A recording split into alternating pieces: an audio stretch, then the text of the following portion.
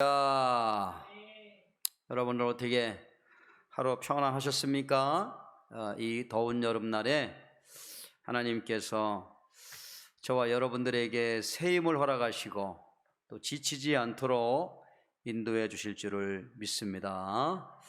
성경과 역사의 장 다니엘서 편 두 번째 시간입니다. 자, 우리가 이 다니엘서부터는 포로 이후 그 내용이 되게 되는데, 먼저 우리가 다니엘서를 이해하려면은 예레미야서를 우리가 잘 이해해야 됩니다. 예레미야서를 잘 이해해야만 다니엘서와 에스겔서를 볼 수가 있습니다. 자, 다니엘은 바벨론 포로에 잡혀갔습니다. 에스겔도 바벨론 포로로 잡혀갔습니다. 자, 그러면 지금 이 다니엘과 에스겔이 바벨론 포로에 잡혀가 있는 상황에서 저 예루살렘에는 누가 있습니까? 예레미야 선지자가 예루살렘에서 활동하고 있고, 다니엘하고 에스겔은 어디에 있습니까? 저 바벨론의 포로로 가 있는 것입니다. 그리고 이때 당시의 왕은 누구냐면은 오늘 여기 나와 있는 것처럼 여호야킴 왕이 바로 이제 그 당시의 왕이었습니다. 여호야킴 왕 때 바벨론의 느부갓네살이 쳐들어와서 3차에 걸쳐서 이제 침입을 왔는데, 그때에 다니엘이 또 그 다음에 에스겔이 포로로 잡혀간 겁니다. 자, 이제 이스라엘 백성들이 바벨론 포로로 잡혀가서 많은 교훈을 받았는데, 여러분 그 교훈이 어떤 것인지 지난 시간에 여러분들 제가 말씀드렸는데 한번 기억나십니까? 바벨론 포로를 통하여 이스라엘 백성들이 배운 교훈은 첫 번째로 뭐냐면 우상은 아무것도 아니다 라고 하는 거예요. 우상. 여러분 그 다니엘서 말씀에 다니엘서 3장에 가보면은 거기 제가 읽어드릴게요. 느부갓네살 왕이 금으로 신상을 만들었으니 높이는 60규빗이요 너비는 6규빗이라. 이것을 어디? 바벨론 지방의 두라 평지에 세웠더라. 여러분 교재 보십시오. 교재에 보면은 제가 그 그림 파일을 넣어놨습니다. 그 두라 평지, 유프라테스 강과 티그리스 강 그 사이에 있는 곳이 두라 평지입니다. 여기가 바벨론 성입니다. 60규빗이면은 높이가 30m 정도 되는 그러한 이 큰 신상을, 금으로 만든 신상을 세웠어요. 왕이 금으로 신상을 만들었다 그랬어요. 여러분 한번 바벨론 보고 싶죠? 바벨론 한번 제가 EBS에서 나온 바벨론 영상이 한 4분짜리가 있는데, 이거 한번 보면은요 우리가 이 바벨론에 대한 그 상황이 잘 안 들어오는데요, 참 이런 거 보면 EBS가 참 큰일을 했어요. 바벨론 이것에 대해서 다큐멘터리로 많이 했는데 한번 여러분 한번 보시도록 하겠습니다. 바벨론 영상을 한번 보겠습니다.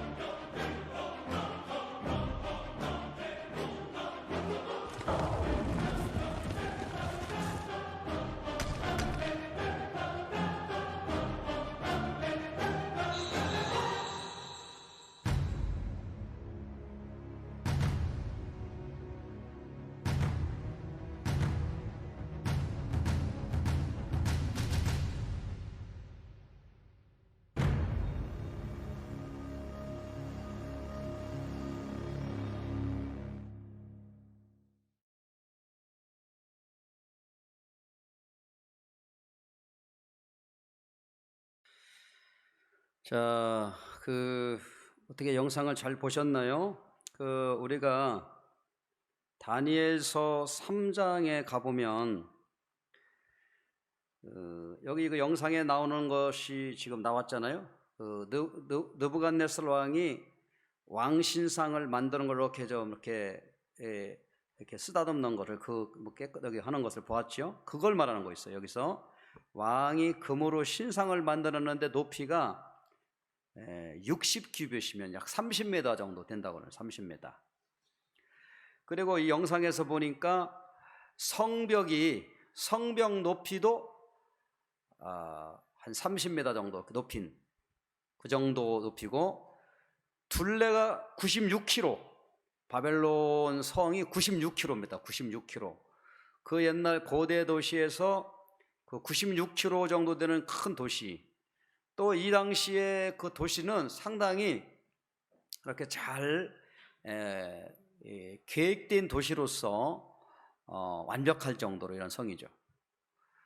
바벨론 성은 맨 그 바깥 외벽에는 해자라 그래서 유프라테스 강을 걸어서 만든 이 해자, 물길을 담아서 외부의 사람이 침입을 못하게 만들고, 성벽도 이중 성벽이고, 그리고 이제 다리를 놓아서 닭이들이 나가고 출입할 때는 그 다리가 내려오고 다시 이제 다 출입이 끝나면 다리를 걷어서 외부 사람들이 침입을 못하게 하는 이런 아주 완벽한 그러한 성이 바벨론 성입니다.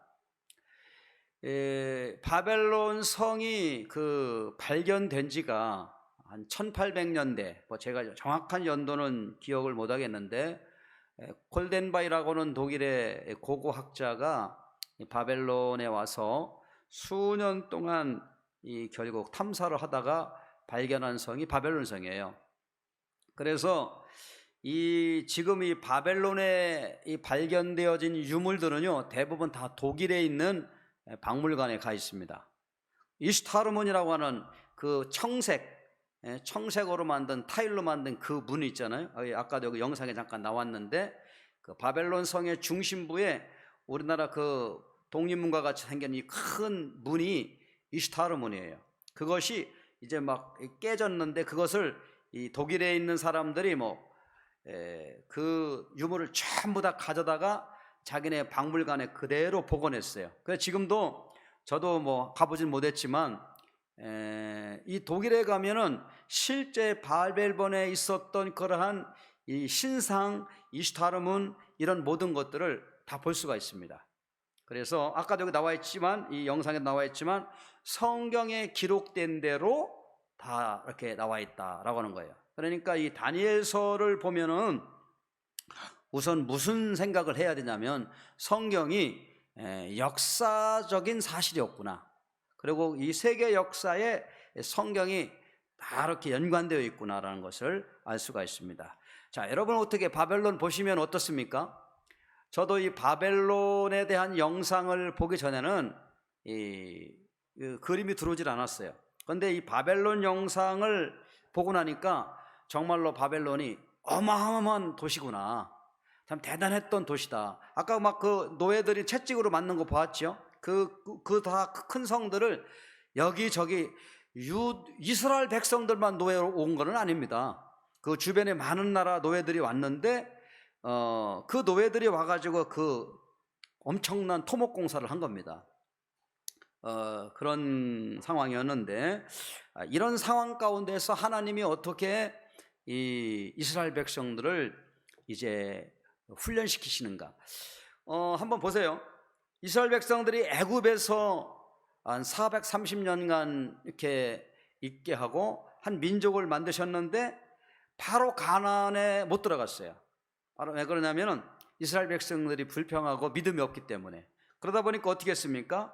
광야에서 40년의 세월을 통해서 광야 학교를 이제 다니게 했죠. 광야 40년의 세월을 보내고 나서 이스라엘 백성들이 이제 애굽에서 나왔던 사람들 중에 여호수아와 갈렙만 빼놓고는 전부 다 가나안에서 죽고, 광야에서 죽고, 가나안은 전부 다 새로운 세대만 들어갔어요. 근데 마찬가지로 이 바벨론 포로로 가서 이제 이 이스라엘 백성은 제2차 훈련을 하는 겁니다. 어떤 훈련이냐? 우상은 아무것도 아니다.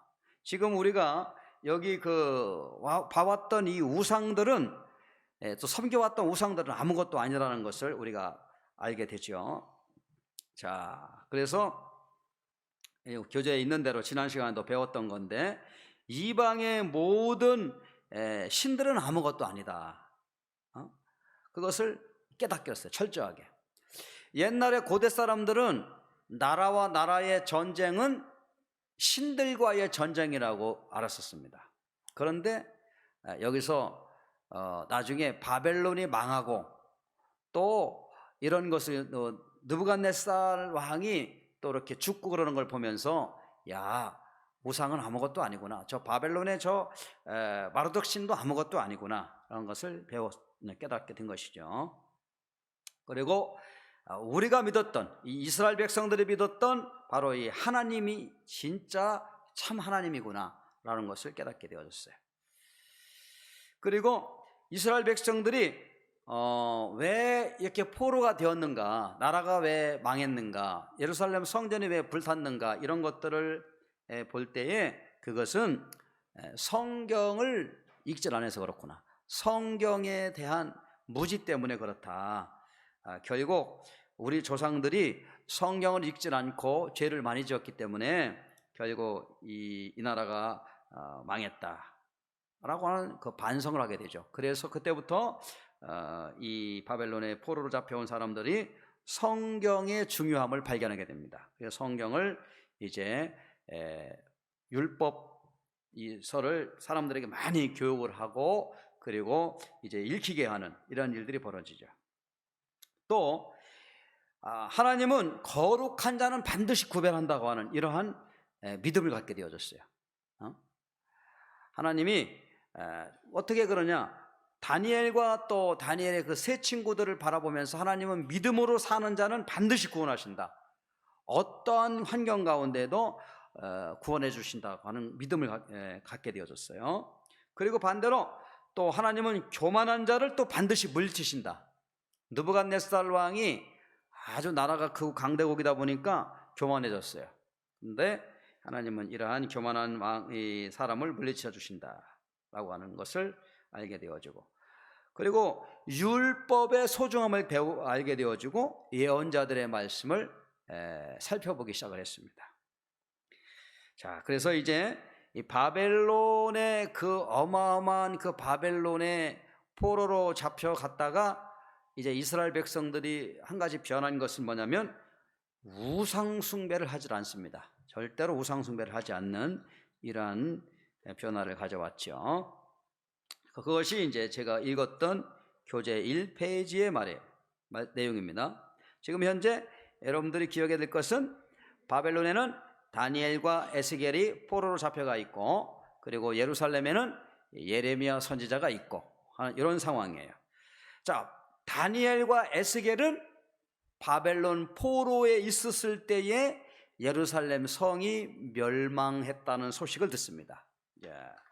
그런 얘기를 듣게 되는데, 자, 교재에 넘어가서 2페이지를 한번 보겠어요. 여러분들 가지고 있는 교재 2페이지 보면 바벨론의 왕들의 이름이 나오는데, 우리가 잘 아는 사람은 한 3사람 정도가 되는데, 나부콜라살이라는 사람은 느부갓네살 왕의 아버지입니다. 느부갓네살은 우리가 그 세계사에 나와 있는 이름은 네가티브 네자르 2세예요. 네가티브 네자르 2세. 이 사람은 아주 어떻게 보면은 신바벨론을 아주 크게 부흥시킨 입지적인 인물이 느부갓네살이죠. 그 느부갓네살 왕 때에 이 왕은 세계를 정복하겠다고 하는 야망을 품고 많은 나라를 정복해요. 그리고 특별히 이 바벨론의 침략 그 정책은, 침략한 그 나라에 들어가서 공성전을 벌여요. 공성전이라는 말은 뭐냐면 성을 빼앗는 것이 공성전이에요. 성을 빼앗으면 2가지를 합니다. 하나는 거기에 있는 사람들을 포로로 잡아오고, 또 하나는 전리품을 챙기는, 영토를 얻기 위해서 그런 것보다는 조공을 받게 하고 하는 이런 것들이죠. 결국 이제 이 느부갓네살 왕은 자기가 점령했던 지역을 그냥 놔두질 않아요. 전부 다 파괴를 합니다. 예루살렘 성도 그래서 철저하게 파괴를 한 것이죠. 그러나 그 이후에 있는 페르시아에 있는 왕들은 그렇진 않아요. 페르시아에 있는 왕들은 그 지역을 뭐 성을 파괴하거나 막 그런 식으로 아니에요. 그 사람들의 목적은 자기들에게 조공을 바치고 이렇게 그게 목적이에요. 그리고 지방화 정책을 핍니다. 이 페르시아는. 그러나 이 바벨론은 중앙 집권적 정책을 펴요. 그래서 바벨론을 중심으로 해서 뭐 사람이든 뭐 전리품이든 이런 것들을 전부 다 자기 성으로 끌고 와서 거기서 이렇게 생활하게 하는 이런 것들이죠. 로마도 지방화 정책을 핍니다. 로마도 되도록이면 그 현지에 있는 지방 사람들의 종교나 문화에 자기 어떤 로마의 정권을 위협하지 않는 한은 그대로 인정하고 나갑니다. 하여튼 그런 어떤 그 정치 스타일이 다르다는 걸 알아야 돼요. 그러니까 바벨론은 중앙 집권적 정책이라서 점령한 지역을 무조건 파괴하고 전리품을 가져오고 포로로 잡아오는 이런 정책이었는데 페르시아나 로마 같은 나라는 그렇진 않아요. 자, 신바벨로니아 그 왕들의 이름 한번 제가 읽어드릴 테니까 한번 보세요. 나보폴라살, 따라해서 해보세요. 나보폴라살, 느부갓네살, 에벨무로닥이라는 느부갓네살 왕의 아들이죠. 네르갈 사르셀, 라바시 마르둑, 라보니투스, 그 다음에 벨사살. 이 벨사살 왕은 이제 다니엘서에 나오는 왕 이름 중에 이 벨사살 왕은요 이제 마지막 왕인데 고레스로부터 이제 그 바벨론 성이 함락되어져서 바벨론 수명도요 한 90년 정도밖에 가지 않습니다. 100년이 채 못 가요. 100년. 그런데 이 바벨론의 마지막 왕이었던 벨사살 왕은 자기 선조대에 있는 느부갓네살 왕이 예루살렘에서 가져온 성전 그 기물 또 그 이 잔을 가지고 거기다 술 따라 먹고 축제를 벌였던 아주 그냥 패약한 그런 왕이 벨사살이죠. 나중에 한번 보게 될 거예요. 자, 바벨론의 규모 아까 잠깐 보았는데 어마어마합니다. 어마어마하죠. 한 변의 길이가 약 22.4km. 또 장방이 한 바퀴 이거 조금씩 달라요. 아까 여기 96km인데 여기는 90km. 성벽의 이 두께가 30m. 높이는 한 120m라고 그러네요. 여기는 120m. 성문은 100개 정도가 있다. 사방에 100개 정도가 있어가지고 100개 정도 된 그 성문을 청동문으로 만들어서 밖에서 이렇게 외부에 침입이 왔었을 때에 아주 튼튼하게 만들 수 있는 이러한 문이죠. 해자 유프라테스 강물을 끌어다가 성 주변을 전부 다 둘러서 사람들이 들어오지 못하도록. 그리고 이게 참 대단한 게 당시에 가옥이 3, 4층으로 됐다 그러잖아요. 우리나라 신라가 가장 그 번성했었을 때 보면 도시국가 형태로 이렇게 집들이 쫙 있고 또 이렇게 2층으로 이렇게 돼 있는 집들이 있었어요. 그리고 이게 이제 가장 중요한 게 뭐냐면 상하수도 문제예요. 사람이 물도 먹어야 되고 또 물을 쓰고 나면 이 하수 처리 같은 시설이 잘 돼야 이 도시국가가 잘 되는 겁니다. 그런데 신라 같은 데도 보면은 그 기록에 보면은 이 숯으로 썼어요. 숯. 지금도요 우리 클 때만 해도 숯을 쓰는 사람들이 많지 않았습니다. 이 숯은 아주 그 열 효율이 좋고 대신 연기도 많이 나지 않는 이러한 연료였죠. 화석 연료, 석탄 이런 것보다도 훨씬 좋은 연료가 이 숯입니다. 그런데 옛날에 그 신라의 이 도시는 아주 도시국가 형태를 잘 갖추었기 때문에 스스로 모든 사람들이 연료를 쓰고 이렇게 상하수도 같이 이렇게 물 이런 것들을 잘 이렇게 쓸 수 있는 그런 도시였다고 하는 것을 제가 보았어요. 바벨론도 여기 보면은 당시 가옥이 3층에서 4층 정도의 높이였다는 거죠. 제가 클 때만 해도요, 제 동네에서 2층짜리 집이 없었어요. 시골에도. 물론 도시에는 있었지만 2층, 3층, 4층으로 올라간다는 것은 그만큼 건축에 기술이 없으면 어렵습니다.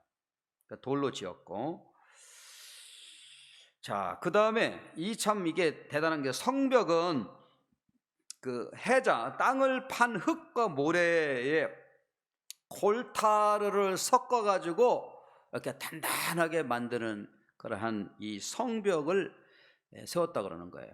그러니까 아마 대단하죠. 그리고 여러분, 여기는 나와 있질 않지만 네가티브 네자르 이 왕이, 여러분 세계에서도 아주 그 불가사리라고 하는 그 공중정원 아시죠? 들어보셨죠? 학교 다닐 때 봤던 이 공중정원. 그 바벨론 성에 정원이 있는 거예요. 그 궁궐 안에 물을 이렇게 끌어올려 정원을 만들었어요. 그거 왜 그러냐면, 이 네가티브 네자르 왕이 부인을 얻었는데, 이 부인이 아주 먼 지역에 있는 공주입니다. 이 공주가 시집을 왔는데, 이 사람이 처음에는 뭐 이렇게 그냥 잘 지내더니 점점 사람이 시무룩해지고 이제 표정이 없어지는 거예요. 그래서 남편인 그 네가티브 네자르 이 느부갓네살 왕이 왜 이렇게 사람이 이렇게 힘이 없어지고 이렇게 사람이 활기가 없어지고 그러냐라고 이렇게 물어봤는데, 이 사람이 대답을 한 거, 내가 향수병에 걸려서 그렇다. 내가 살던 나라에는 울창한 숲이 있고 물이 있고 이래가지고 너무 좋았는데, 여기는 뭐 건물밖에 없고 숲 이런 게 없단 말이죠. 인공으로 만드는 그 도시니까. 그래서 내가 정말 고향 생각이 나가지고 내가 이렇다, 그렇게 얘기를 했어요. 그러냐고. 그래가지고 이 느부갓네살 왕이 자기 신하들을 이제 그 공주가 살던 그 지역을 보내가지고 답살하게 시켜놓고, 그 자기 부인을 위해서, 자기 그 부인의 그 고향에 있는 그 자연 환경을 만들기 위해서 만드는 것이 공중정원이에요. 그 당시에 뭐 전기가 있어가지고 모터 펌프로 물을 끌어올렸겠어요? 아니에요. 이 마차로 있잖아요. 이 그 물레방아를 돌려가지고 말을 통해가지고, 말이 계속 그냥 뭐 끌어가지고 강물을 끌어올려서 공중에 이렇게 물을 공급하는, 이것도요 EBS 그 바벨론에 보면은 3D로 잘 만드는 영상이 있습니다. 참 대단해요. 자, 하여튼 이 건축이나 이런 문화적으로 보면은 고대의 바벨론이라는 도시는 정말 놀라운 그러한 도시를 갖고 있었던 것이죠. 그래 이 유대인들이, 이스라엘 사람들이 포로로 잡혀가 가지고 이 바벨론 성을 바라보자마자 이 사람들이 그냥 뭐 입이 다물어지지 않았다는 거 아니겠어요? 너무 어마어마하고 대단하니까. 그런데 결국 나중에 이 바벨론 성이 흔적도 없이 무너집니다. 그래서 이스라엘 사람들이 깨달은 게 뭐라고요? 우상은 아무것도 아니고 세계를 주관하시는 분은 하나님이다 라는 것을 깨달았다는 거예요. 그래서 이때부터 이 유대인들이요 완전히 새로워지는 것을 우리가 보게 되죠. 그 중심에 누가 있느냐? 바로 다니엘이 있는 것이고, 그 중심에 누가 있느냐? 에스겔이 있는 것입니다. 자, 그래서 이제 오늘 시간이 됐지만 잠깐 에스겔서 앞부분만 보고 이제 다음 시간으로 넘어갈 텐데, 자, 여러분 한번 다니엘서 1장을 한번 보겠어요. 다니엘이라고 하는 말은 뜻이 있는데, 다니엘이라는 말의 뜻은 뭐냐면은, 하나님은 나의 심판자다, 이런 뜻이에요. 다니엘, 하나님은 나의 심판자다. 그리고 이 다니엘이라는 사람은 신분상, 이 사람은 누구냐면 다니엘서 1장에 보면 1장 그 3절에 보면 이 사람은 왕족이었거나 귀족의 후손이었을 것이다, 그렇게 얘기를 합니다. 자, 왕이 환관장 아스푸나스에게 말하여 이스라엘 자손 중에 왕족과 귀족 몇 사람 곧 흠이 없고 용모가 아름다우며 모든 지혜를 통찰하며 지식에 통달하며 학문에 익숙하여 왕궁에 설만한 소녀를 데려오게 하였고 그들에게 어디 학문을 가르칩니까? 갈대아 사람의 학문과 언어를 가르치게 하였다. 그러니까 다니엘이 여기에 뽑힌 걸 보면 다니엘은 그냥 보통 평민이 아니었죠. 왕족이나 귀족 중에 한 사람이었고 정말 용모가 아름다운, 우리나라로 말하면 옛날에 우리나라에 그 가장 엘리트들이 많이 가던 곳이 어디냐면 육군사관학교입니다. 육군사관학교는 뭐 모든 것이 다 갖춰져 있어요. 가는 그것처럼 여기도요 바로 이러한 이 기준을 가지고 한. 근데 여기 가만히 보면은 4절에 갈대아 사람의 학문과 언어를 가르치게 하였다 이렇게 얘기가 나왔어요. 왜 그랬을까요? 왜 이 느부갓네살 왕이 자기가 정복한 유다인들 중에 엘리트들을 데리고 자기네 공부와 사상을 가르치게 했을까요? 그것은요 바로 자기들의 정복한 지역을 바벨론화 시키려고 그런 거예요. 바벨론화. 우리나라도 오늘이 광복절 아닙니까? 일본 사람들이 우리나라를 점령해가지고 첫 번째 한 일이 뭐냐면 한국의 정치인 문화를 배우지 못하도록 만들었어요. 그래서 한글을 배우지 못하는 한글을 학교 교육에서 빼버렸습니다. 그리고 일본어를 가르쳤어요. 그리고 창씨 계명이라 그래가지고 사람의 이름을 한국말로 못 쓰게 했어요. 저희 그 옆집에 사시는 분이 이름이 시대오였어요. 시대오 씨. 제가 어렸을 때는요 그 사람 이름이 원래 한국 이름이 이수용 씨거든요. 근데 야 시대오 그러더라고요. 이상하다, 왜 시대오라 그러나 그랬는데 나중에 알고 봤더니 그 사람이 일본식 이름이 시대오예요. 시대오가 뜻이 뭔지 모르겠어요. 시대오. 근데 시대오. 근데 이렇게 일본 사람들도 우리나라에 와가지고 이름을 바꾸지. 여기도 보니까 똑같잖아요. 똑같아. 그죠? 바벨론의 사람들 침략군들도 이름을 바꿨어요. 다니엘을 어떻게 바꿨습니까? 벨드사살이라고 바꿔버렸어요. 왜 그렇습니까? 이거는 전부 다요 그 유대 민족이 가지고 있는 전통의 문화와 의식을 뽑아버리겠다는 거예요. 그러니까 참 아까 얘기했지만 페르시아와 로마는 지방화 정책을 펴기 때문에 지방 각 나라들의 전통과 문화와 종교를 인정을 많이 했어요. 그런데 바벨론은 그렇지 않아요. 바벨론은 완전히 바벨론화 시켜버리려고 하는 그런 것들이 강했습니다. 자, 그러면서 이 사람들이 이렇게 했는 이유 중에 하나는 또 뭐냐면은 그 바로 가면은 이제 바벨론에 아까 그 신상에 나오잖아요. 그것처럼 바벨론의 신을 섬기게 해요. 참 똑같은 게 뭐냐, 일본도 그래요. 일본도 한 2500년 그 3000년 전에 바벨론의 그 왕이 했었던 일들을 일본이 똑같이 따라요. 일본도 우리나라 사람들에게 그 천황을 섬기도록 했습니다. 천황. 그래가지고 옛날에 학교에 가면은 학교 조회 시간에 다 운동장에 학생들을 나오게 해놓고 전부 다 동쪽으로 돌아서게 한 후에 일본 천황께 인사, 뭐 경례 이렇게 하면은 그냥 큰 절을 한 거예요. 안 했을 경우에는 이제 그 사람을 불러다가 뭐 이제 때린다든가 이러는 것이죠.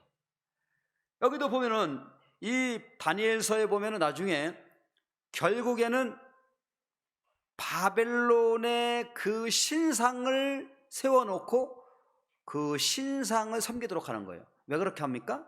바로 너희가 섬기던 하나님보다 우리가 섬기는 신이 훨씬 높은 신이야.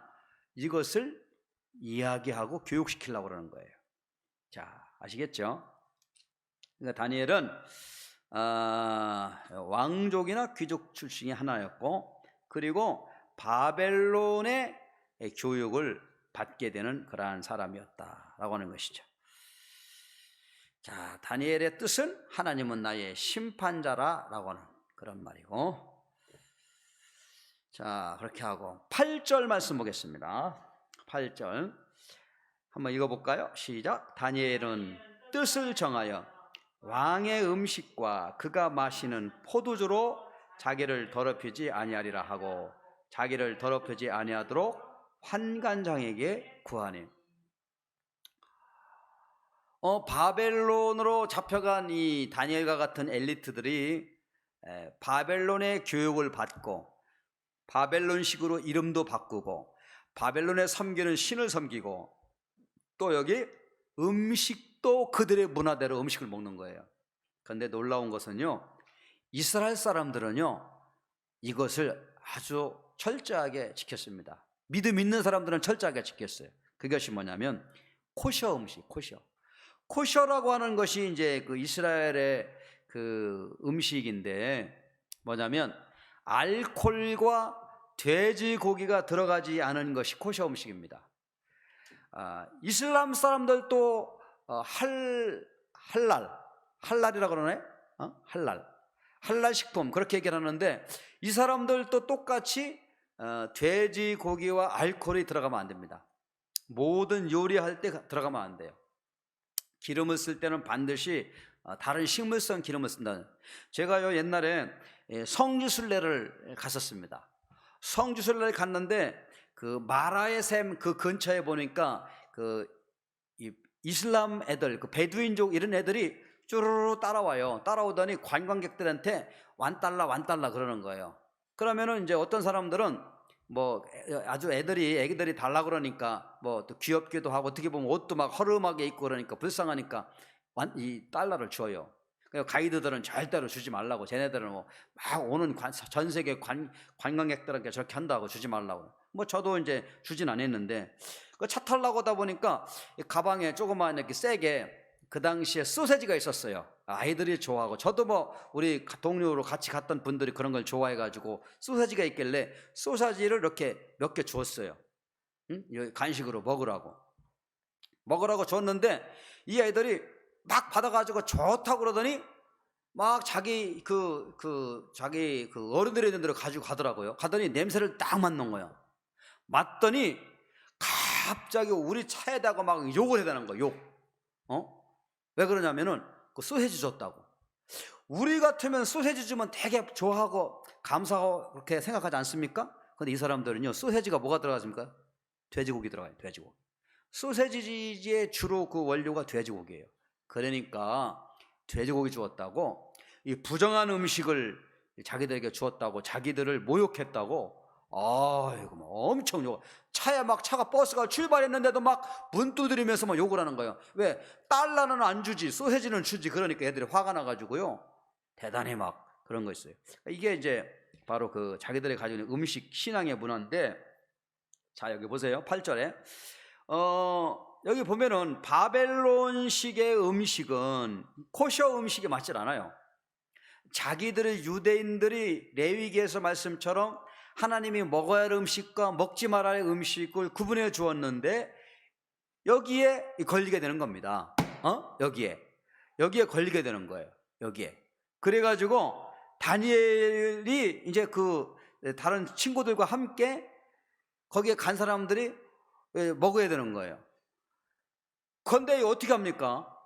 안 먹겠다는 거예요. 자, 한번 보겠습니다.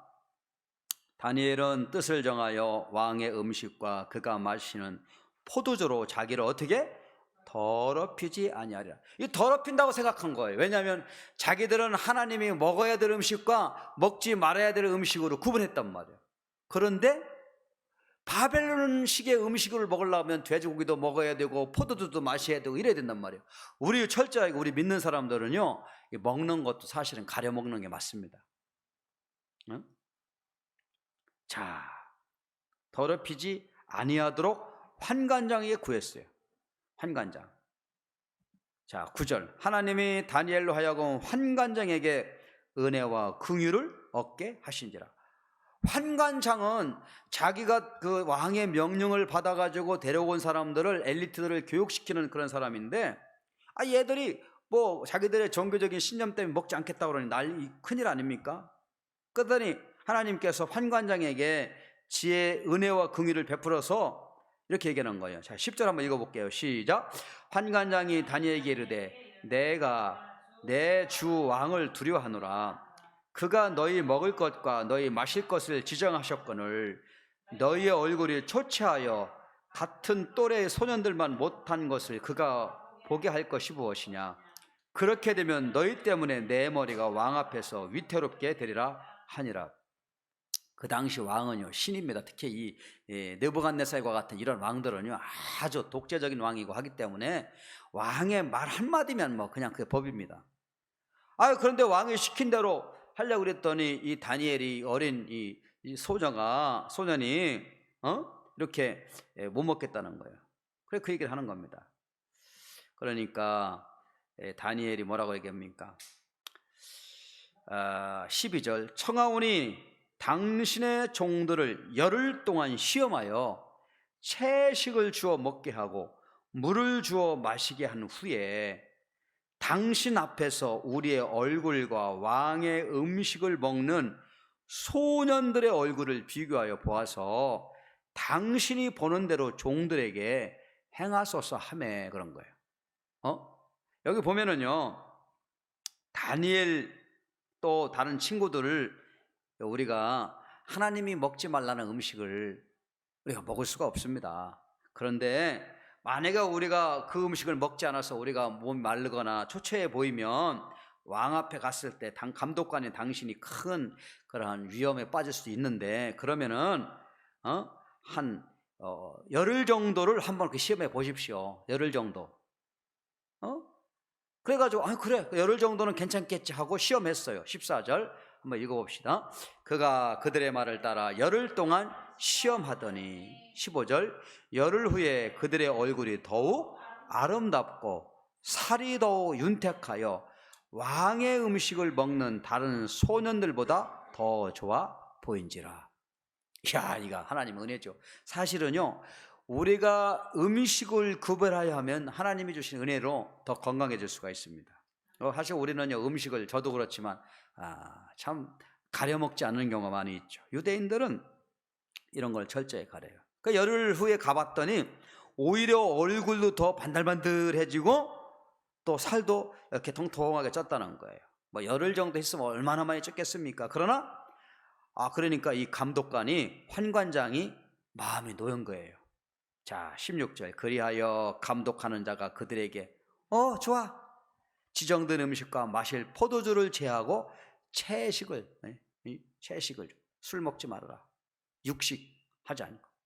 그래가지고 이때부터 이들은 이제 먹는 음식의 문제를 이렇게 해결했는데, 왜 이 성경에서 이런 거를 이렇게 기록합니까? 그것은요, 하나님 앞에 구별된 자가 어떻게 살아가야 하는지를 한번 여기 보여주는 거예요. 우리들도 이 세상의 문화 앞에 우리가 도전을 많이 받습니다.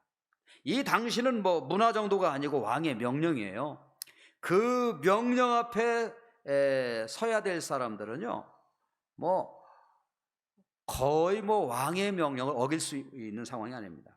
그러나 이 다니엘과 이 세 친구는 뭐 죽으면 죽으리라는 그런 마음을 가지고 강하게 나가니까 하나님이 이들을 붙잡아 주시는 거죠.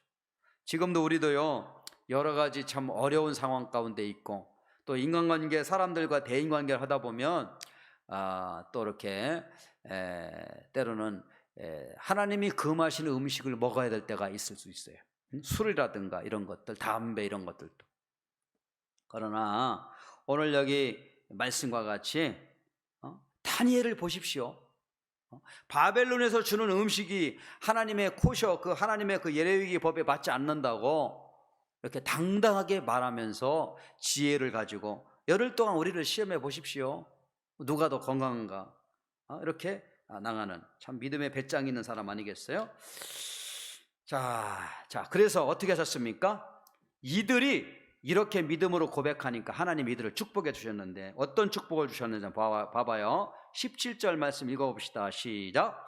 하나님이 이 네 소년에게 학문을 주시고 모든 서적을 깨닫게 하시고 지혜를 주셨으니 다니엘은 또 모든 환상과 꿈을 깨달아 알더라. 응? 야, 하나님 앞에 구별된 삶을 사는 이 다니엘에게 하나님께서 지혜를 주셨어요. 지혜. 그 당시에 뭐 유대 땅뿐만 아니고 여기 나라에서 있는 많은 엘리트들이 와가지고 앞으로 바벨론 제국을 위해서 인재로 쓰려고 이 느부갓네살 왕이 계획을 해서 이렇게 먹는 음식까지 이렇게 다 하고 있는데 하나님이 지혜를 주시니까 이 바벨론의 학문이 그래도 상당히 아주 수준이 있는 학문인 것 같아요. 그런데 하나님께서 이 학문을 배울 때에 서적을 읽을 때마다 모든 서적을 읽을 때마다 다 깨닫게 해주셨단 말이에요. 지혜를 주셨단 말이에요. 그러니까 이 다니엘이 일찍이 또 이렇게 돋보이게 되는 거죠. 그래서 또 환상과 꿈을 깨달아 알게 해주셨다. 자, 그리고 이제 왕이 명령한 대로 그 날짜가 다 되어져서 그 교육받는 사람들이 왕 앞에 다 갔어요. 18절 한번 읽어보겠습니다. 시작. 왕이 말한 대로 그들을 불러들일 기한이 찼으므로 환관장이 그들을 느부갓네살 앞으로 데리고 가니 왕이 그들과 말하여 보매 무리 중에 다니엘과 하나냐와 미사엘과 아샤라와 같은 자가 없으므로 그들을 왕 앞에 보십시오. 한두 사람이 아니라니까요. 거기에 있는 무리가 뭐 얼마나 많은지 많은 그 무리들 중에 또 무리라고 하잖아요. 무리 중에서 다니엘, 하나냐, 미사엘, 아샤라와 같은 이러한 사람들을 하나님이 구별하여 쓰셨단 말이에요. 어떻게? 이들이 믿음으로 나가니까.